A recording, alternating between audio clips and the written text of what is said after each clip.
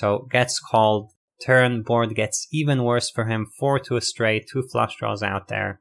Definitely he cannot keep betting on this turn, so Davy Jones checks and Stefan makes a 10% pot bet on a turn. Very weird bet to make.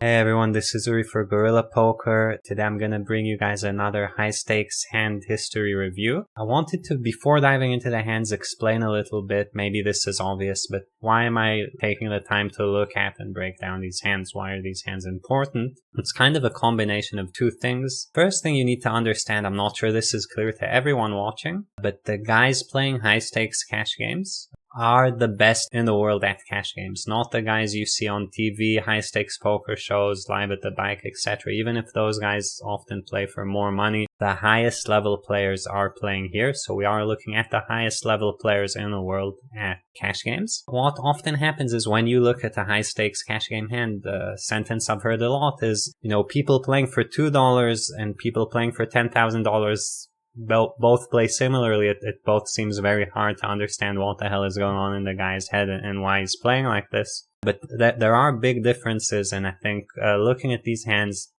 figuring out what's going on in the players' heads and what the strategies look like can be very, very valuable, given this is the top level of cash games that you can see today.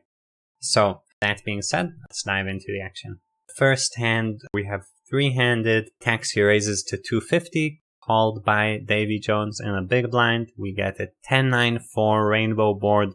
Good board for the button versus big blind. Good board for the button because button does open a lot of 10x and 9x, so he hits this board very hard. Tax here goes for a third pot bet, indicating a range bet. Davy Jones check raises, which he should be doing very, very aggressively. Tax here calls, and at this point both players' ranges are very, very wide. No need to get into the hand specifics, but you guys can imagine the third pot bet, everything bets. You can check raise with tons of bluffs. Turn jack of clubs, kind of a board shifting card here. All the straights come in, right? 7-8, queen 8, and king queen. Specifically button versus big blind, button has more king queen, button has pocket jacks. Given the action, button probably has more queen 8 and 7-8 as well, since those always bet and call a raise while they don't always check raise. Not a card where you can just fire away with something like 10-9 or ace-10 or queen-jack. Davy Jones sizes down, which I think makes a lot of sense given this card. Tax here decides to raise and Davy Jones calls.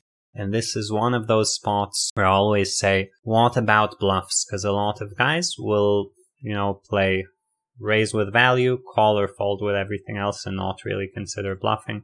But this is an okay spot to bluff in, and you should have bluffs here. River 5 of diamonds, Davy Jones checks. Tax here goes all in, indicating he's very, very polarized at this point. Given the texture, I'd imagine this is only straights, to be honest. I'm not sure a set is actually good enough to go all in. Either way, goes all in, Davy Jones calls, and we see the hands. Davy Jones has a straight, 7-8, so raised an open-ender and got there. The only kind of interesting thing about Davy Jones's play is the size down on the turn, which is a very sharp technical size down. Rather than sizing for his hand, he is sizing a size that's appropriate for his range, and he's putting a hand that is worth more money in this bet sizing scheme, and then, ends up having an easy call down versus the aggressive line of tax here. Tax here shows 9-7. C-bet the flop, call the raise, very standard. Facing the bet on the jack, I think tax here should actually just fold 9-7. It feels like a pair plus gut shot, but it's actually a very low pair and not a real gut shot in the sense that you make the bottom end of a 4-card straight, so you can't value bet. If you hit and you face a bet, it's not really a very good bluff catcher, so the 7 is fairly useless. This is actually a very weak hand given how connected the board is. Personally, I would opt to fold 9-7 and look to raise a hand that has an 8 or a queen as a bluff, so more like 9-8, ace-8, king-8, queen-4, queen-9. Those kind of hands I think would make better bluff raises, but not a huge deal. And yet river seems fine, I think, by tax here to follow through.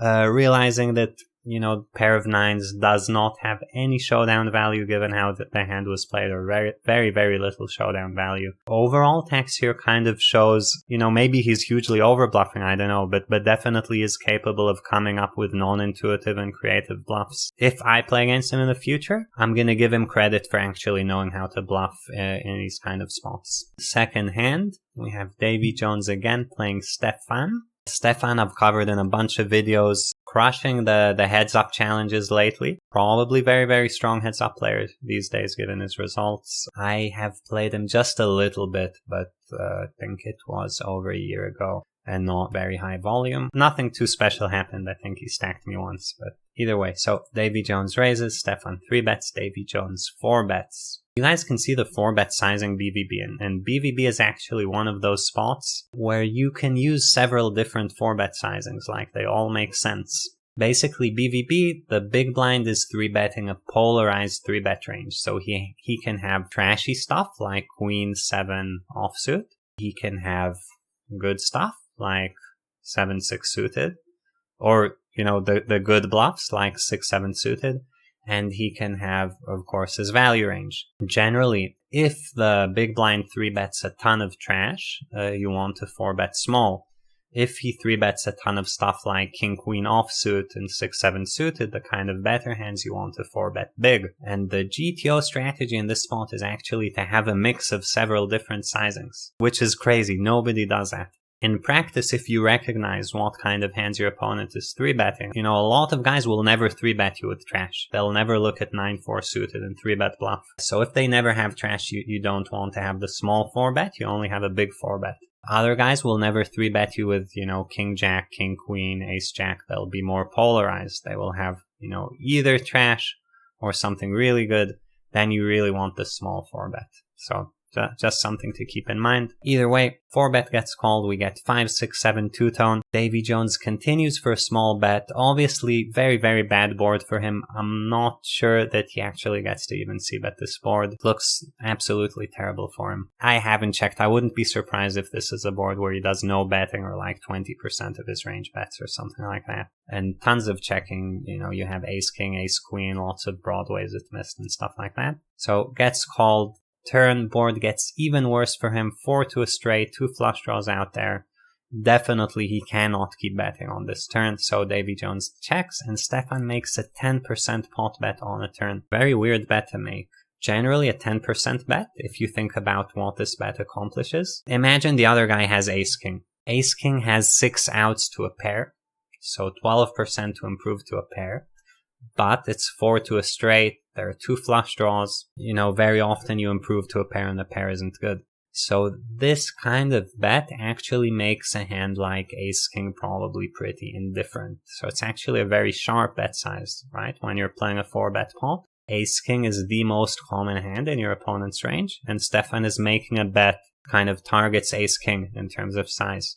So I think very sharp bet. I don't know if it's GTO, but I imagine that's kind of the thought behind it. Like, make Ace King lose all of its EV. River Jack of Diamonds goes check check. Davy Jones shows pocket tens. So, you know, other than the c-bet on the flop, which I'm not sure about, I think check calling the turn is very trivial. And check the river. Stefan, you know, presumably had a random pair. Maybe had ace-5 or something. Maybe had a bluff that gives up, but I don't think he's that kind of guy. But you are supposed to give up bluff sometimes, so we'll never know. Yeah, hand seems fine. I think really sharp bet size by Stefan. Okay, next hand we have Tax here and Jasam Gale.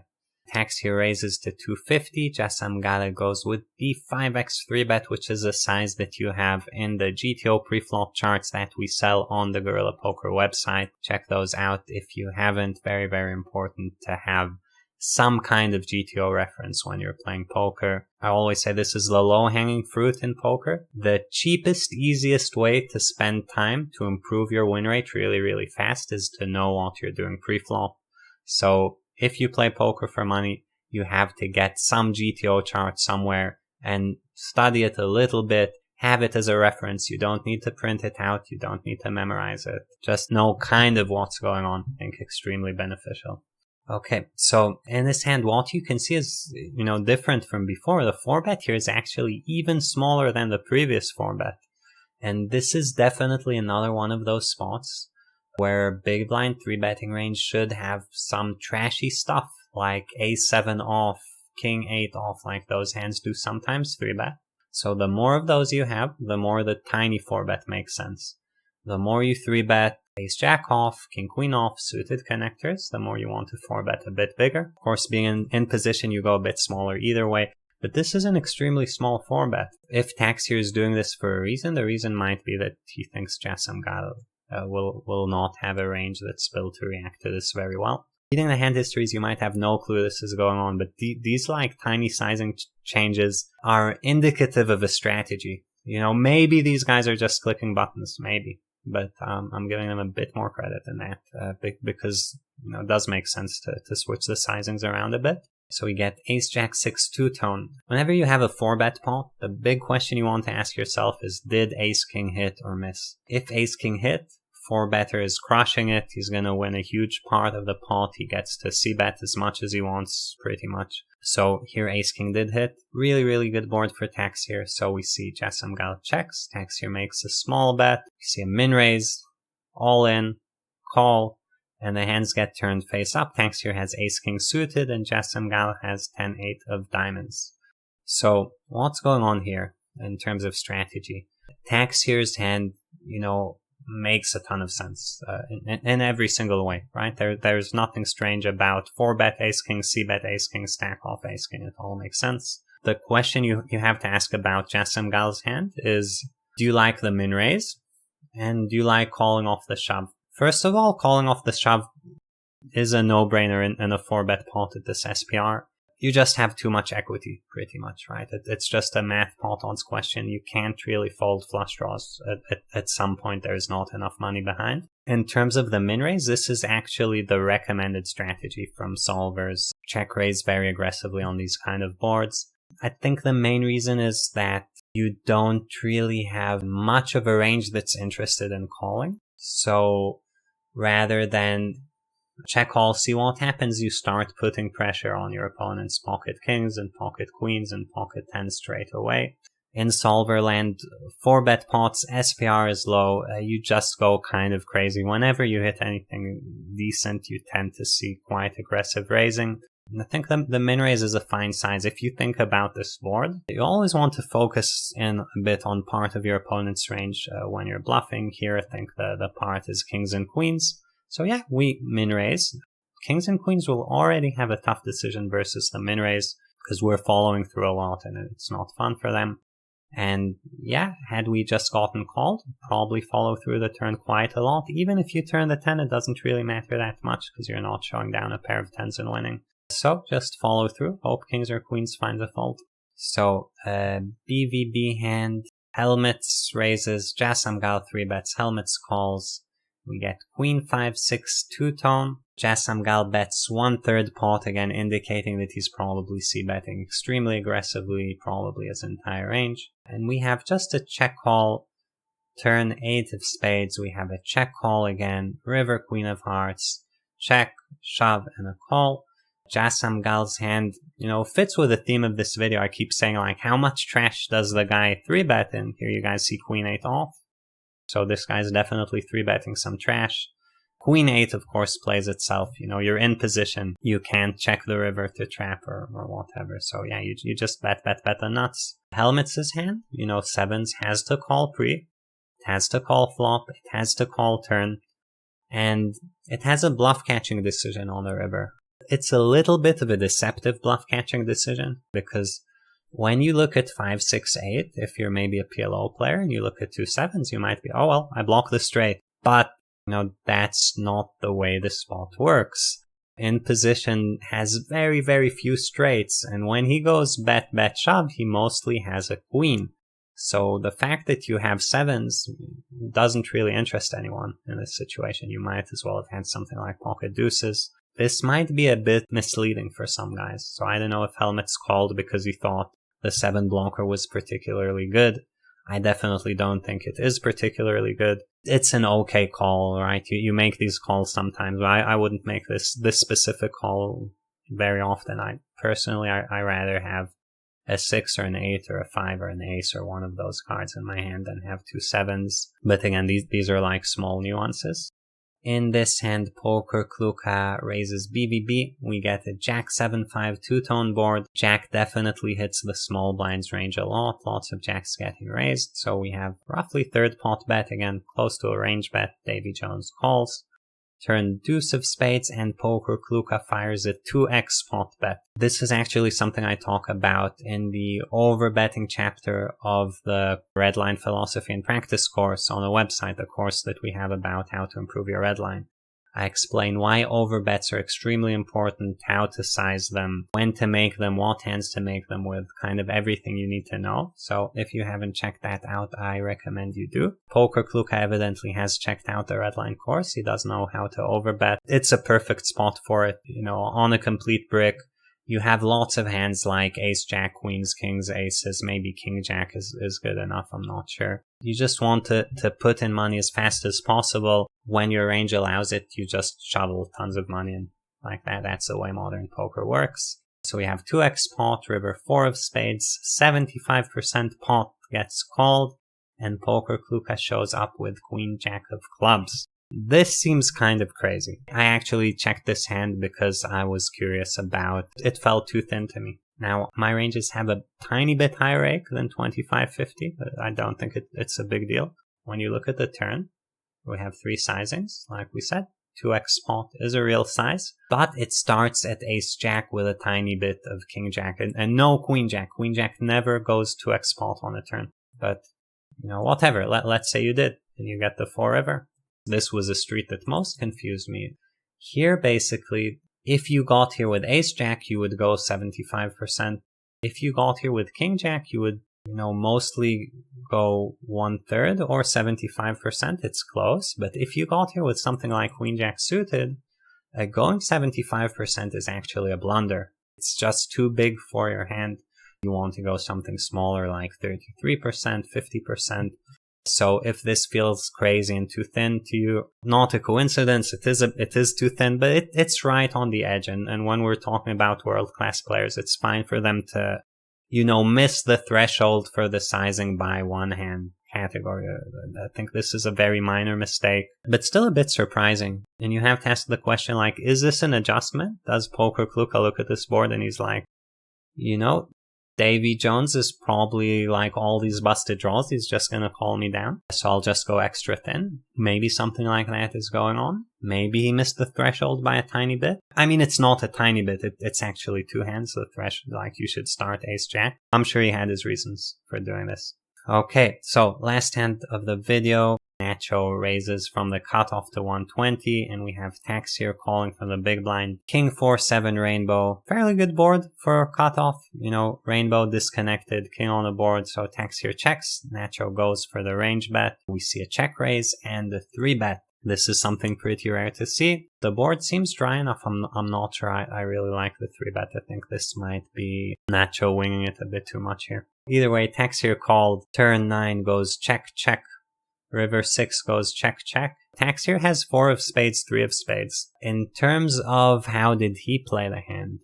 So check raise makes sense. Calling the 3-bet is okay. Like it's close. I'm not excited to call a 3-bet with 4-3 of spades, but I can see it. River 6 of diamonds. Now, you know, you call the 3-bet on a flop after check raising. It's tough for you to have worse than a pair of 4s. It's really, really, really hard.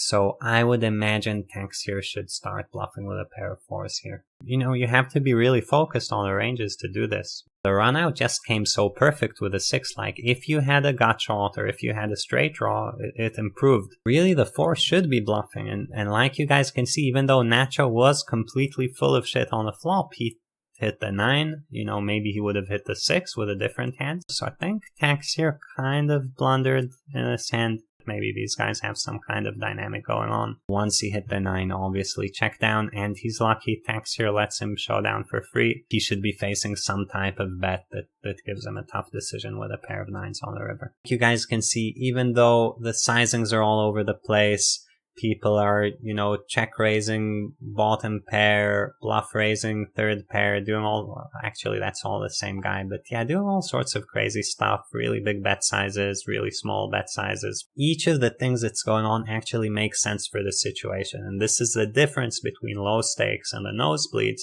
That low stakes, you'll see tons of random stuff and it won't make sense for the situation. But these guys, you know, when Stefan bets 10% pot, you better bet it's an appropriate spot. Like there's something about the spot that makes you want to bet 10% pot. Hope you guys enjoyed the video. Like and subscribe to the channel. Check out the Guerrilla Poker website, GTO preflop charts, the Redline course, all very useful, very important stuff. If you sign up for the website, you get the first chapter of the Redline course for free, so no reason not to. Hope you guys enjoyed the video. I will see you next time.